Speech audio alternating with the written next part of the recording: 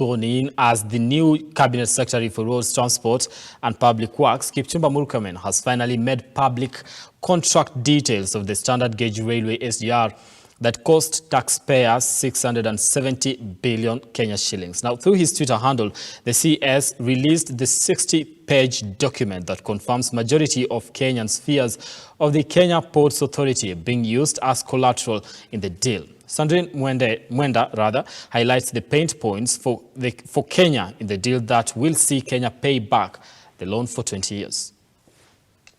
It is public. The document that reveals how Kenya got into an agreement with the people of China in 2012 that gave the Kenya SGR. According to the 60-page document shared with journalists, the contract exerts stringent borrowing and repayment conditions on Kenya and stipulates hefty penalties that the country will bear in the event that it defaults on any installments or is late in making payments or they fall due.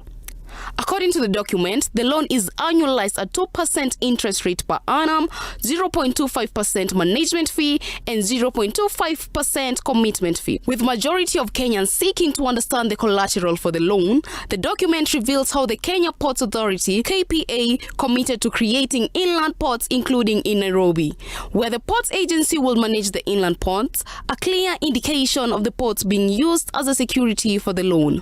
Part of the agreement indicates that if Kenya defaults on the SGR loans, the Chinese government can take over KPA without notifying the Kenyan government. A revelation may not settle well with majority of Kenyans. Kenya will repay the loan of 20 years with the country awarded a 7-year grace period to fully settle the payments. With debt repayment already a problem for the country, the Transport CS has indicated his intention to enter into a negotiation deal with Chinese governments for new terms of the loans between Kenya and China.